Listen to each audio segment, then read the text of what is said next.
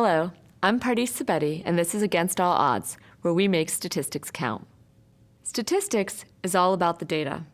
And frankly, it's easy to feel overwhelmed by an avalanche of numbers if we don't figure out good ways to organize it all.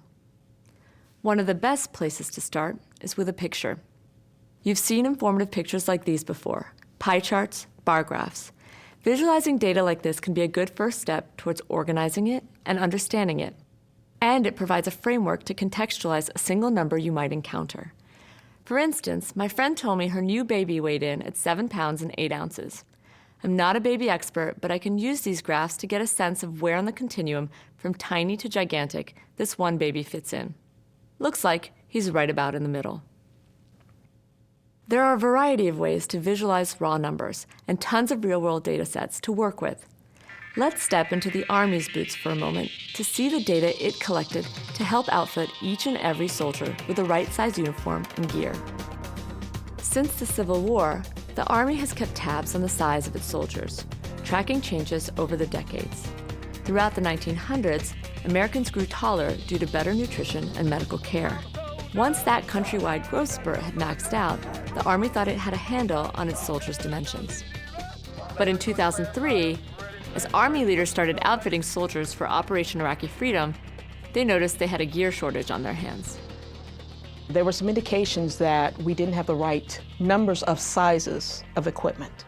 And it was critical equipment, because back then, you might remember, we were talking about dirty bombs and that sort of thing. So we needed to make sure they had the right chemical equipment and ballistic equipment. And we found that we did not have that in the correct numbers of the correct sizes. And so that was like a, ding, ding, ding, bell kind of a situation, because we had had them in the past. And this was a clue to us that our database was out of date. Now, we'd been tracking the increase in body size in civilians, but you don't necessarily expect the same increase in body size in the military because we have weight for height standards. Stockpiles hadn't been adjusted to reflect the changing shape of today's all-volunteer Army. It was time to call in the anthropometric team. They're the scientists who conduct the survey to update the size database. They would figure out how big today's soldiers are and how big the equipment designed for them needs to be. Researchers traveled the country to multiple bases and randomly sampled almost 12,000 active duty soldiers, National Guard, and Reserve members. The goal was to learn the complete size range of today's soldiers and how common each size is. Each person, we took 94 dimensions. That's, heights, weights, breadths, depths, those kinds of dimensions, and 3 scans, one of the whole body, one of the head and face, and one of the foot. But there are a variety of ways in which you can gather that data, and you use the right tool for the right job, so to speak.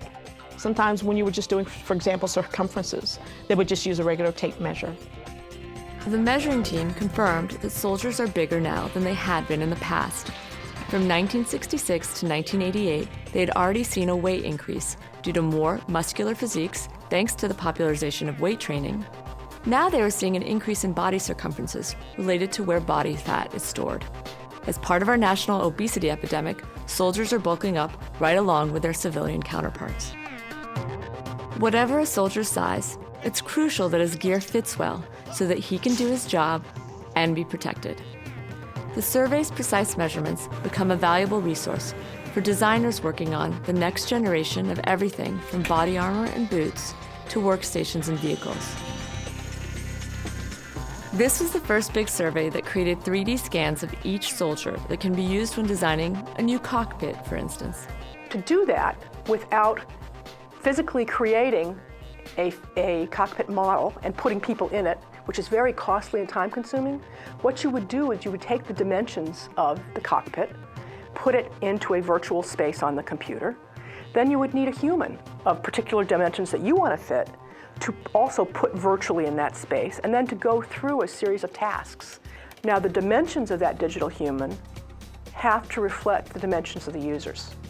And with a better sense of the most frequently found dimensions nowadays, the Army knows which sizes to keep well stocked and which sizes are rare enough that it's cheaper to custom order them.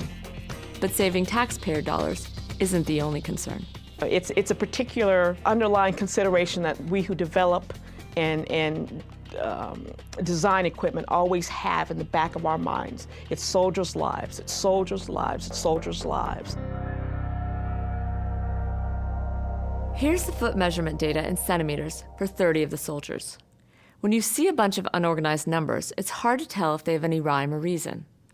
Let's organize these data into a Stempplot to get a better sense of how widely foot size varied. First, using software or a calculator, we can sort them into numerical order, which already gives us a little bit better idea of what's going on. Now, let's separate each measurement into a stem and a leaf. The stem is the first digits, and the leaf is the final digit. Line up the stems in order vertically. Then fill in the leaves on the appropriate stems. In this case, the final digit is the tenths of a centimeter. Always include all possible stems in your data range, even those that don't have leaves to go with them. The final step is to organize the leaves in numerical order. Displayed as a stem plot, we can see the overall pattern of our data. The 26 centimeter values are the most common, and values on either side of that single peak are less common. In this case, the peak looks to be around the center of the distribution, which we can calculate. There are 30 measurements. Half of 30 is 15. Counting up 15 observations, starting at the smallest, lands us at 26.8. So that's roughly the center, or midpoint. A stem plot also lets you see at a glance how spread out the distribution is. The data points range from the smallest at 24.6 centimeters to the largest at 32.8 centimeters. Check out the overall shape too. For the most part, the stem plot looks pretty symmetric, except for that value out there at 32.8. An individual measurement like this one that falls outside the overall pattern of the data is called an outlier. It's important to try to figure out what's going on when you see an outlier. Is it a mistake? Did someone just type the digits in wrong? Did someone measure in the wrong units or deliberately add a joke number? Sometimes outliers are in fact real data, but it's good to take a second look to make sure. Stem plots work best with data sets that are relatively small. You wouldn't want to make a stem plot of foot measurements for all 12,000 soldiers who were sized up. It would be too unwieldy to help us understand more about the raw data. But we can use the stem plot to contextualize where a particular number fits in with the rest of the distribution. If we take a single measurement from the big group, let's say 25.1, where it fits in with our stem plot gives us a sense whether a particular soldier's foot is on the larger or smaller side, something that would be harder to determine just looking at the raw numbers. Here's another data set where a stem plot can help us visualize the numbers. Fuel economy info for Toyota's vehicle line. We arrange the miles per gallon numbers in order, this time from highest at the top to lowest at the bottom. Then we build our stem.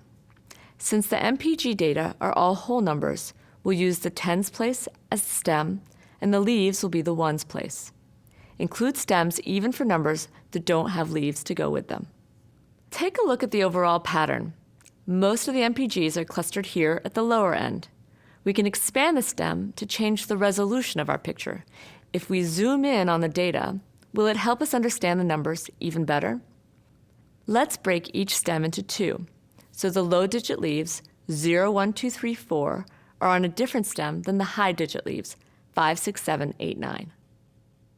We've got outliers again, but this time an explanation is obvious. The high numbers are due to the super fuel-efficient hybrid vehicles Toyota makes. Stem plots can be used to compare two different data sets as well. Say we wanted to compare Toyota's 2012 numbers with those from their 1984 line. We can make a back-to-back stem plot to see how mileage numbers have changed over the decades. Use the same stem for two separate sets of leaves. Interestingly, today we have more vehicles way down at the low end, and a few more up at the high end. These extremes are easy to explain when you think about what you see on the roads these days. Modern car buyers are interested in the not-so-fuel-efficient SUVs and trucks, as well as the uber-efficient hybrids.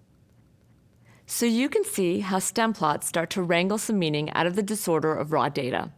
They are useful for visualizing the shape of your data's distribution and figuring out how frequently particular data classes pop up in your sea of numbers. And stem plots are just the first step. There are plenty of other statistical ways to visualize data.